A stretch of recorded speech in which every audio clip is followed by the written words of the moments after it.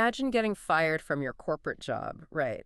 But the reason you got fired is because your partner cheated on you. Right, which is already just a nightmare scenario. Exactly. But now imagine millions of your company's customers start violently protesting. Yeah. Like they are demanding your boss rehired you. And then not only do you get your job back, but your boss puts your messy real-life breakup on global television to boost sales. It sounds like, some dystopian fiction, but it's not. No, it is exactly what happened in 2005. And it permanently changed the landscape of sports entertainment.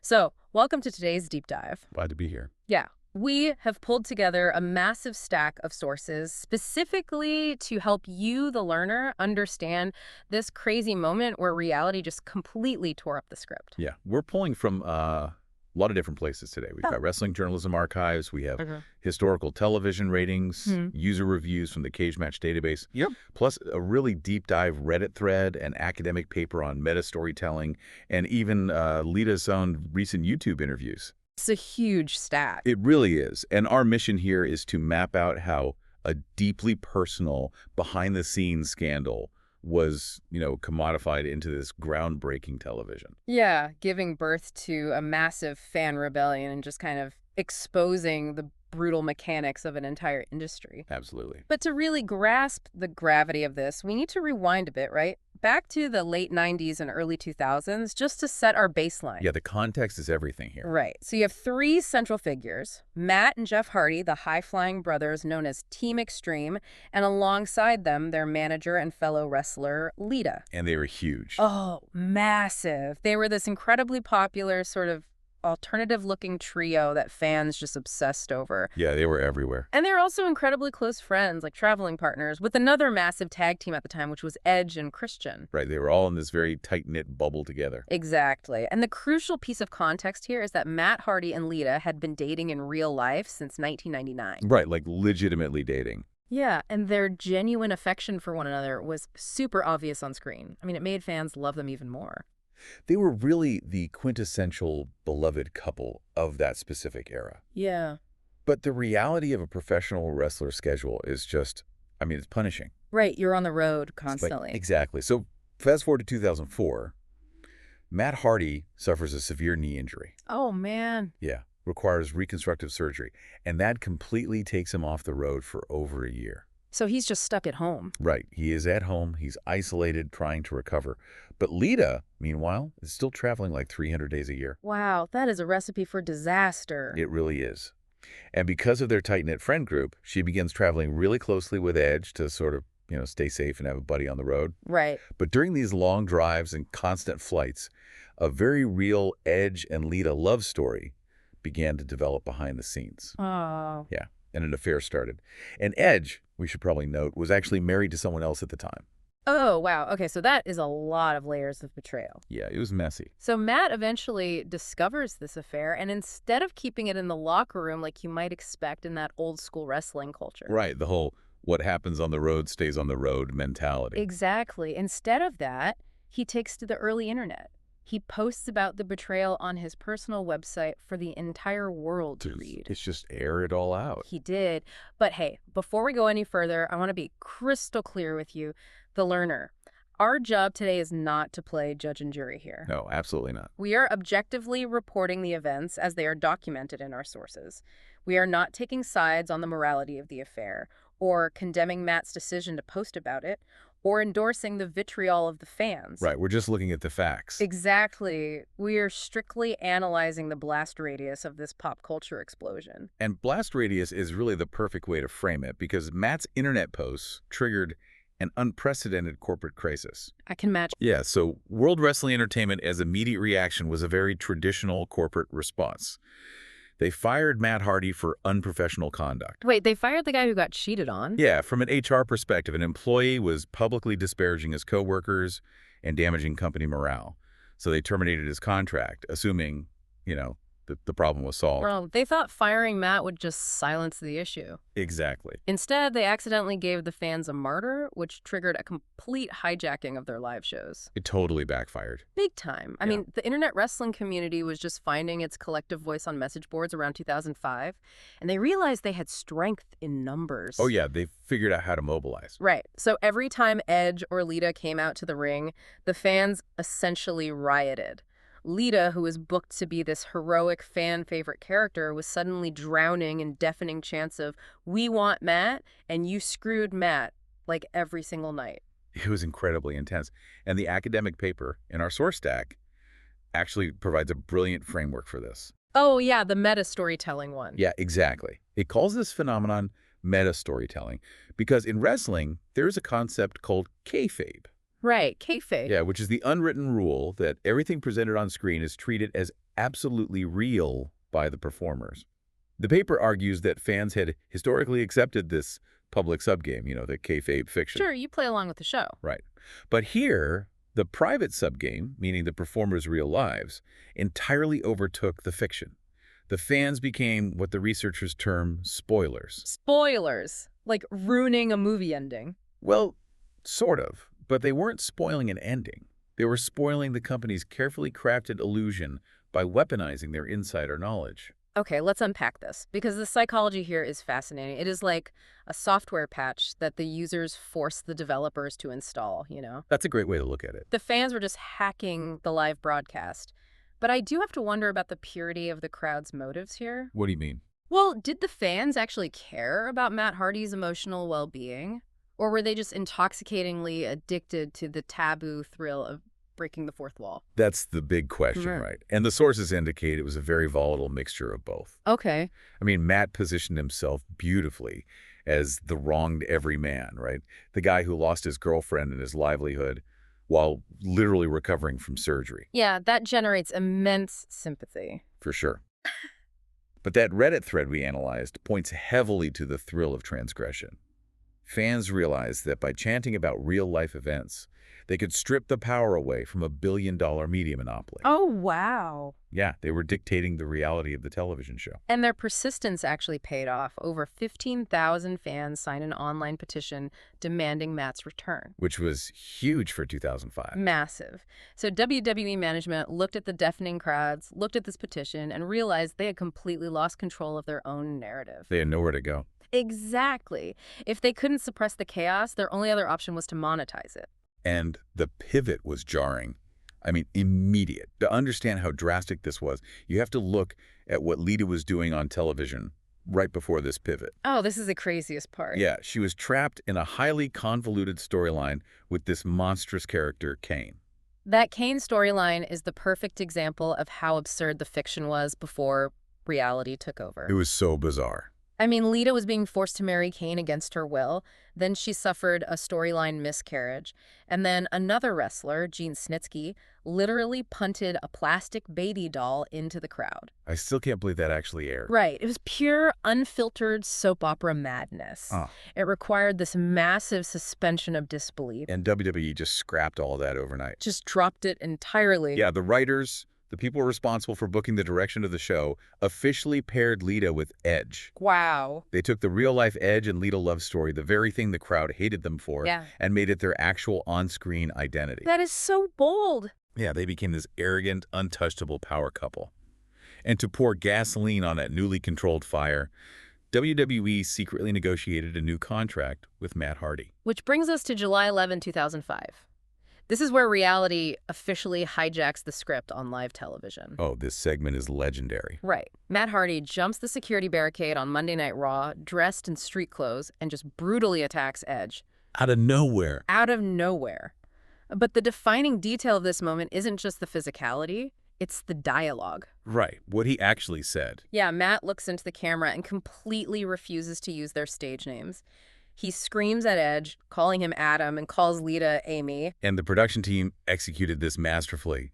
The commentators went dead silent. Which never happens. Never. They were playing up the idea that this was a genuine, unscripted security breach. Security guards dragged Matt out of the arena, and the broadcast abruptly cut to commercial. Wow. Yeah, they took the fans' desire to break the fourth wall, and they just mass-produced it. So smart.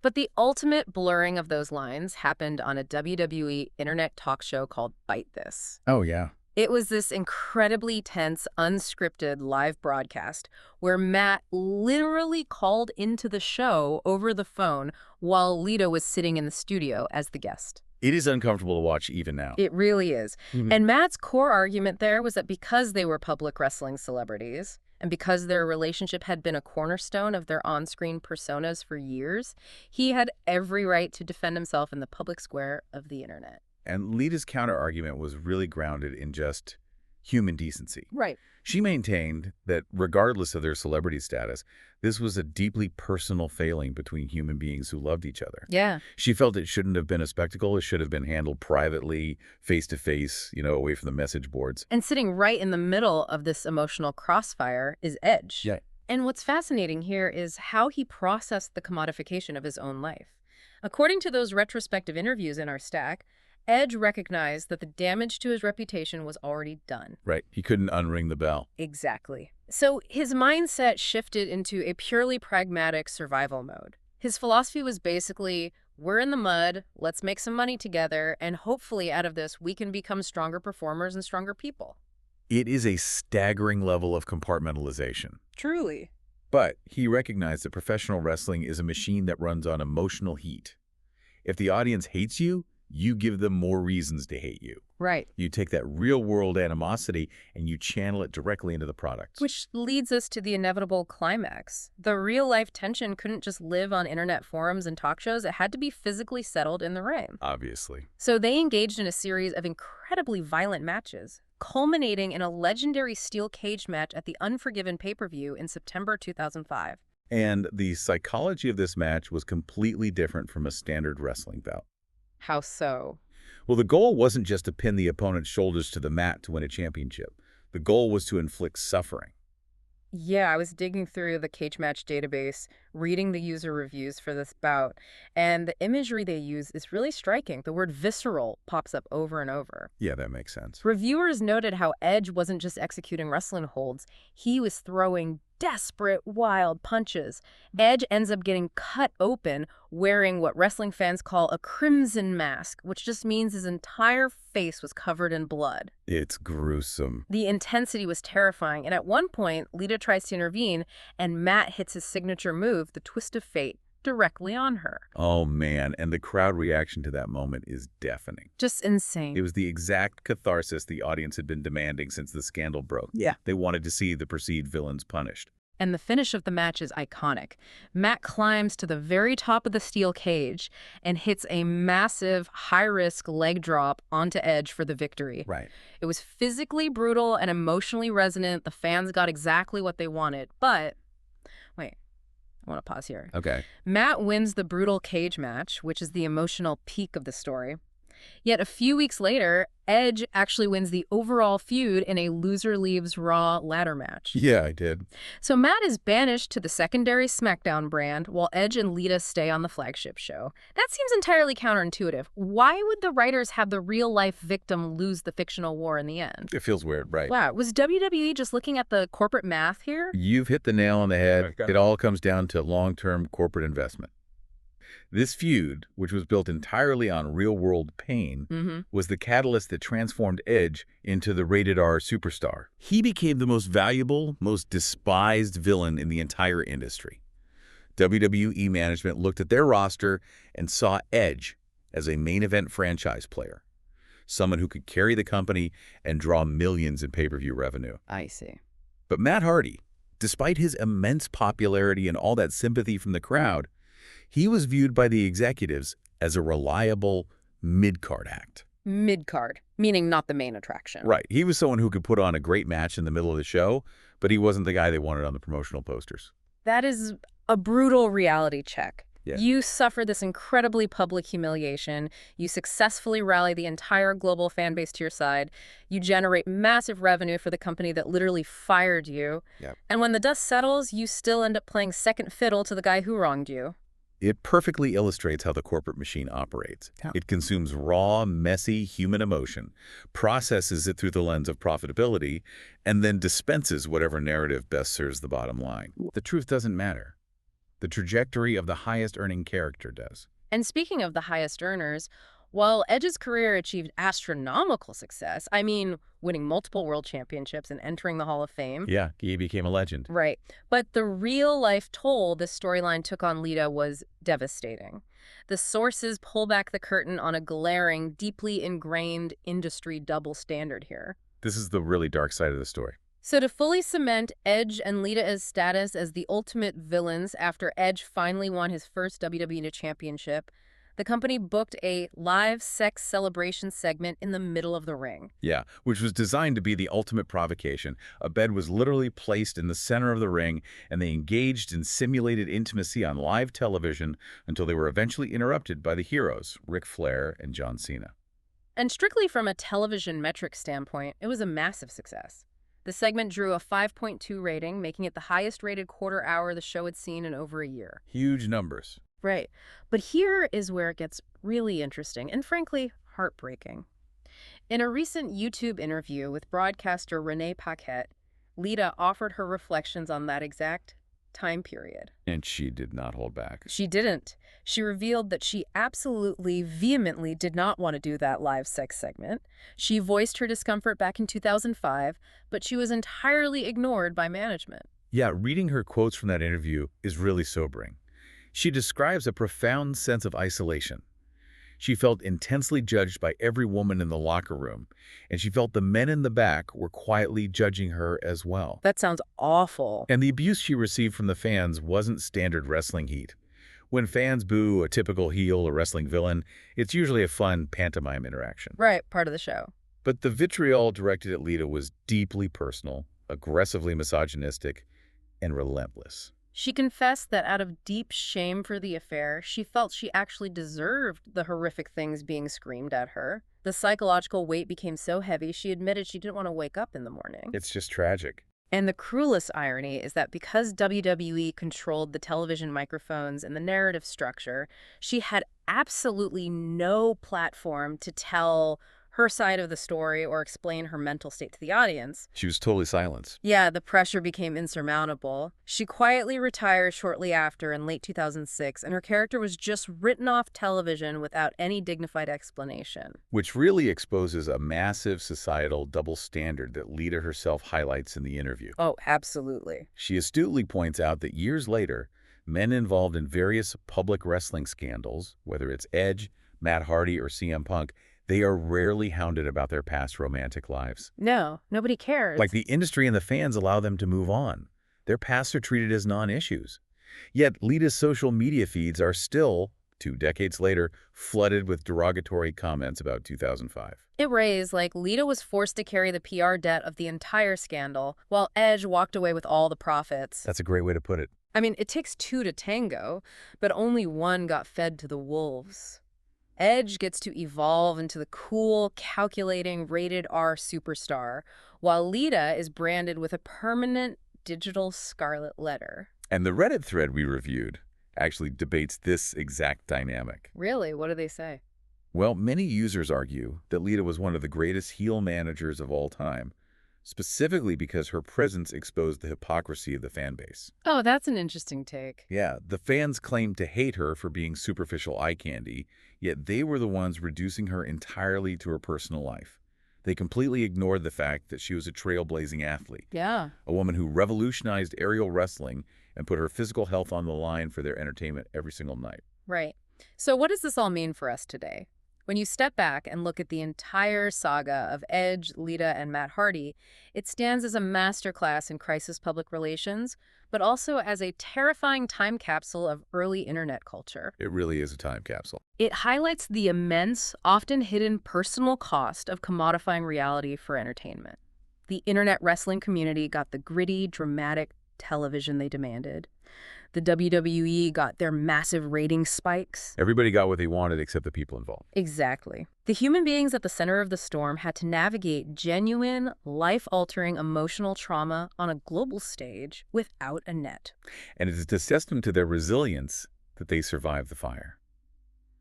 Today, all three have found success and stability. That's true. Edge, who is currently wrestling under his real name, Adam Copeland, is married with children and enjoying a late career renaissance in AEW. Right. Matt Hardy is married with a family, still wrestling alongside his brother in TNA. And Lita successfully returned to WWE on her own terms, reclaiming her legacy and even winning the tag team titles with Becky Lynch in 2023. That was such a great moment. So they survived it, and they are thriving. But the blueprint WWE accidentally created in 2005, mining the real-life pain of their performers for easily digestible content, that is a mechanism that still echoes throughout reality television and social media today. It absolutely does. Which leaves us with a critical question to consider. What's that? If this exact scenario happened today, in our modern era of digital culture where audiences are highly attuned to mental health awareness and the nuances of gender dynamics, would the crowd still blindly attack the woman? Or would the internet turn its fury entirely onto the corporation for exploiting their employees' trauma for television ratings? Wow, that is a heavy, lingering thought. Because if the script catches fire today, the audience might just decide to burn down the entire theater. Very true. Well, thanks for joining us on this deep dive, learner. Keep questioning the narrative, and we'll see you next time.